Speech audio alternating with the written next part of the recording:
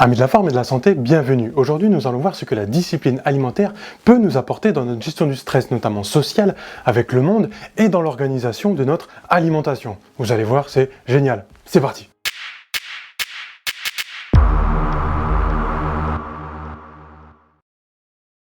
Aujourd'hui, nous allons allier deux piliers fondamentaux de la santé, la nutrition et la gestion du stress. Au niveau social, qu'est-ce que nous apporte la discipline alimentaire ? Donc c'est un peu du développement personnel, d'accord ? Donc c'est pour ça que c'est la partie numéro 2 du 13%. La discipline alimentaire nous apporte du plaisir. Oui, car toujours dans l'excès, à force on n'a plus de plaisir. Donc du coup, quand on a une bonne discipline, on va avoir du plaisir. Des fois on entend souvent parler de « je me suis goinfré », de trucs « je n'aurais peut-être pas dû », ah là là, tout ça. Mais parfois on n'y peut rien. Ah oui, parfois on n'y peut rien. Alors pourquoi ? Pourquoi on n'y peut rien ? Parce qu'on est dans un monde social. L'humain est sociable. Donc, on a la culture. Dans la culture, des fois, on ramène le petit déjeuner, c'est le soir, on a envie de se faire plaisir. C'est tout le monde pareil. Et il y a les pubs aussi à la télévision. Alors, ils sont tous mensongers, hein, on va pas se mentir. C'est juste les industriels qui payent des millions d'euros pour que sa pub elle passe à la télévision pour vous vendre le produit. Alors, attention, faut se méfier. Il y a pourquoi on ne peut rien y faire, de faire des écarts, hein, on est d'accord. Parce qu'on a les bactéries intestinales aussi. Les bactéries intestinales, ils ne nous laissent pas le choix. Parce qu'ils nous envoient des pulsions, des envies. Et tout ça, ça nous donne envie de faire des écarts. Et quand quelqu'un ramène un petit déjeuner au travail, par exemple, on va en prendre. Parce que y a le social et en plus, il y a nos bactéries intestinales. Les habitudes au niveau du cerveau, donc quand on a l'habitude, on ne fait même plus attention. On va prendre des écarts, on va plus faire attention. Et puis aussi le phénomène de récompense. Qu'est-ce que c'est le phénomène de récompense ? Eh bien, si je me suis levé tôt le matin, j'ai pris le train et tout, j'arrive au travail, et là, paf, il y a quelqu'un qui a ramené le petit déjeuner, encore une fois, je prends cet exemple-là, hein. Et du coup, on se dit, oh, j'ai bien... Le cerveau vous demande du confort, on est d'accord, le cerveau vous met dans un confort. Et donc, du coup, il va vous dire, vous pouvez vous récompenser avec ça, vous avez bien travaillé. Mais non, parce qu'en fait, on a une discipline à suivre, d'accord ? On verra ça après. Et il y a aussi peut-être la méconnaissance de l'impact. Je me suis goinfré de trucs, je n'aurais peut-être pas dû. Et alors, peut-être que la méconnaissance de l'impact de cet écart n'a pas été suffisante pour nous convaincre de ne pas faire cet écart. Peut-être. Des fois, on sait tous qu'il faut bien manger, mais des fois, un peu de connaissance en plus, ça fait du bien. Donc la connaissance, c'est aussi la conscience. Quand on a conscience de quelque chose, on est dans le développement personnel aussi, hein, et la gestion du stress. Donc du coup, on va apprendre un peu à le développement personnel. Donc la conscience nous amène à des pensées. Les pensées nous amènent aux émotions. Les émotions, vous savez, sont très liées au comportement nutritionnel, hein. C'est pour ça aussi qu'on est là, pour augmenter aussi notre connaissance, notre conscience qui ramène aux émotions. Les humeurs. Donc les émotions mènent aux humeurs. D'accord ? Oui, c'est des envies, les humeurs, etc., hein, qui nous amènent à nos comportements alimentaires. Vous avez déjà entendu parler de ça, hein, qui nous amènent aux habitudes. Attention, les habitudes, c'est l'une des choses les plus importantes, qui nous amènent aux traits de caractère, et notre trait de caractère nous amène à nos actions. Oui, forcément. Donc tout ça, c'est comment on peut appeler ça ? J'ai pas le mot. C'est un mindset, mais c'est un concept. Tac ! Un concept du développement personnel qui peut nous aider à y voir plus clair dans les choses. On va passer aux astuces. Quand on a des bonnes habitudes positives, et on y vient. Par exemple, on se dit j'ai le droit à 2 écarts par semaine. Donc voilà, quand on a des bonnes habitudes positives, par exemple 2 écarts par semaine ou 1 écart par semaine, donc on a déjà un bon mode de vie, hein, si on fait que 2 écarts par semaine, et l'écart il sera pas grave. C'est pas grave. Hop, tac, c'est pas grave. Pourquoi ? Parce qu'on aura un ease back, parce qu'on va revenir aux bonnes habitudes. Et à partir de là, notre corps il va accepter le petit écart. Mais c'est un écart, c'est un repas, ou c'est un plaisir. C'est pas toute la journée, comme souvent on voit, je vais prendre un exemple pour avoir une image, c'est par exemple on est le dimanche, on va chez les beaux-parents ou même chez les parents, et là, on a l'apéritif, on a le gros manger, on a le gros dessert, on a peut-être eu un digestif ou une boisson en plus, on a le gâteau de 16 heures. Non, c'est pas tout ça. Et il y a des méthodes qu'on verra peut-être dans une prochaine vidéo, tiens, ça ferait un bon sujet de vidéo, pour mieux parler, pour convaincre les gens, pour convaincre sa famille, des petites méthodes aussi, pour ne pas avoir trop faim.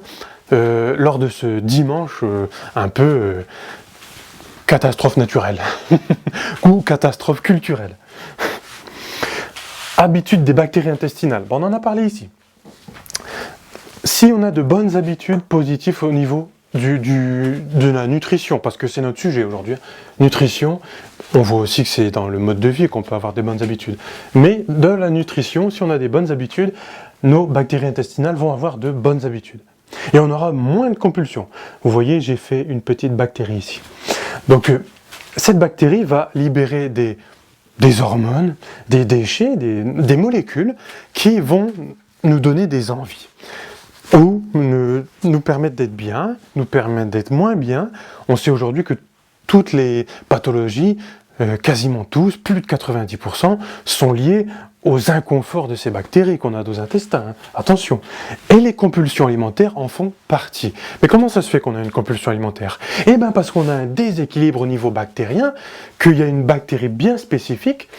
D'ailleurs, au niveau du sucre, on a une bactérie bien spécifique qui nous donne envie d'avoir plus de sucre. Hein, et dont on peut combattre assez efficacement par rapport à la nutrition, tout simplement. D'accord? Il y a des aliments qui combattent cette bactérie. Et il y a plein d'autres choses qu'on peut faire. Comme par exemple, perdre du poids. Ah oui, surtout. Il y a, en influençant des bactéries, on peut perdre du poids. C'est d'ailleurs l'un des axes. Mais il n'y aura pas que cet axe-là. On sait qu'il faut changer plusieurs choses de notre mode de vie. Et là, on a déjà 2 sujets. Une astuce en plus. En programmation neurolinguistique, ça fait partie d'une branche du développement personnel. Donc on en parle ici. Hein. Changer, non. On ne veut pas changer. Par exemple, au travail, vous avez perdu 12 kilos, il y a quelqu'un qui vous a dit oh, tu commences à changer, tu changes de comportement alimentaire, social, parce qu'on y est dedans, hein, on est dans le social. Changer, non. On est là pour s'améliorer, on est là pour donner la meilleure version de nous-mêmes. C'est comme ça qu'on fait, on s'améliore, on ne change pas. Oui, on change, mais on s'améliore, on donne la meilleure version de soi-même. C'est une nuance, ce n'est pas la même chose. Savoir précisément ce que vous souhaitez. Et oui, comme ça va vous renforcer mentalement, ça va vous donner des arguments sociaux. Ça, c'est très important. On va y revenir. Arguments sociaux. Savoir dire non. Oui, parce que quand vous êtes programmé au niveau quand vous savez ce que vous voulez précisément, vous êtes programmé. Vous programmez votre cerveau. Vous évitez les habitudes, vous évitez le phénomène de récompense, car vous commencez à programmer votre cerveau. Et même au niveau de la méconnaissance de l'impact au niveau de la nutrition, vous êtes mieux programmé. Donc tout ça, déjà, on essaye le pourquoi, on essaye de tout effacer. Hein. Et au niveau du social, on va y venir.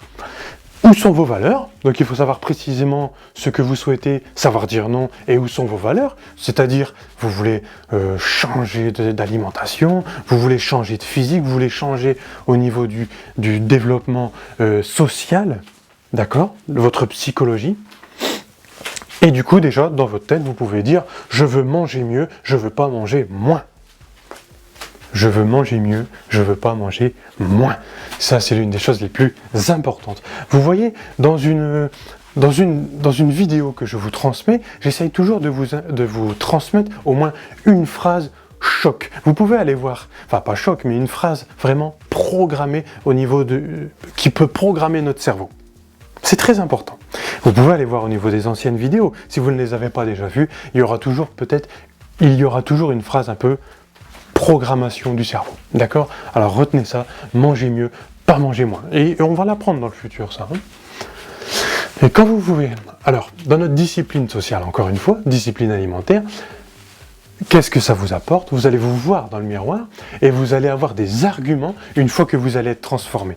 Parce que ça va arriver. Si vous avez une discipline alimentaire, ça va arriver. Votre corps va le sentir. Bien sûr, il faudra d'autres astuces au niveau du mode de vie. Mais la nutrition, c'est le big boss au niveau des piliers de la transformation physique.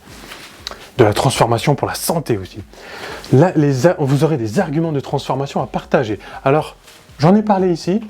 Les arguments au niveau social, eh ben vous pourrez partager votre histoire, vous pourrez partager ce que vous êtes arrivé, donner des astuces, donc ça c'est formidable. Au niveau du social, si vous avez des difficultés à parler de vos sentiments, si vous avez des difficultés à partager, tout simplement, eh ben vous avez des arguments, comment vous y êtes arrivé, qu'est-ce qui se passe, tout ça. Vous allez pouvoir transmettre des choses.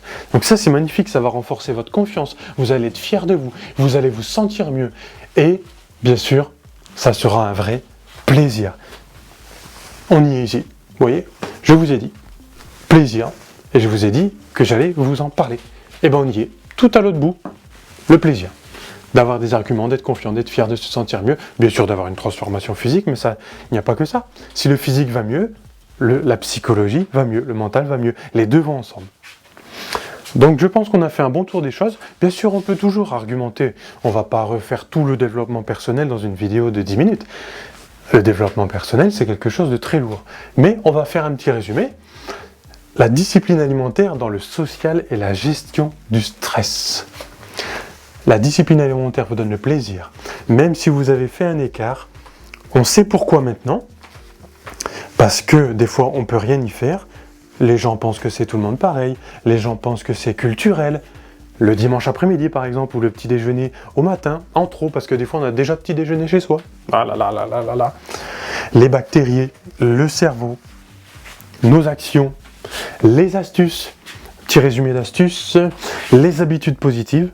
Même si vous faites un écart, vous allez revenir à vos habitudes positives, donc tout va bien.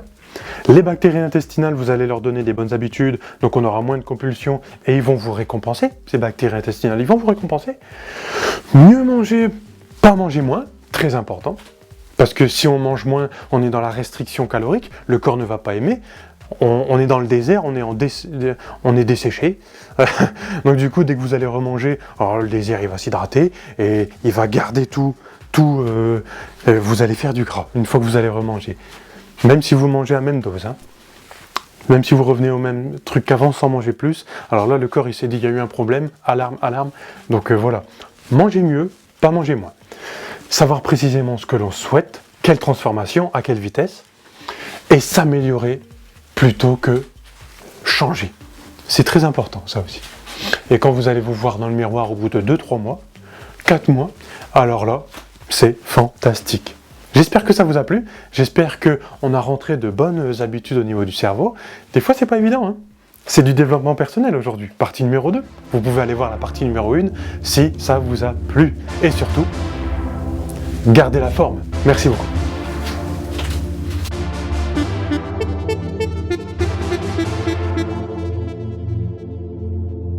My life, my dream, my mass. I am champion of the mass.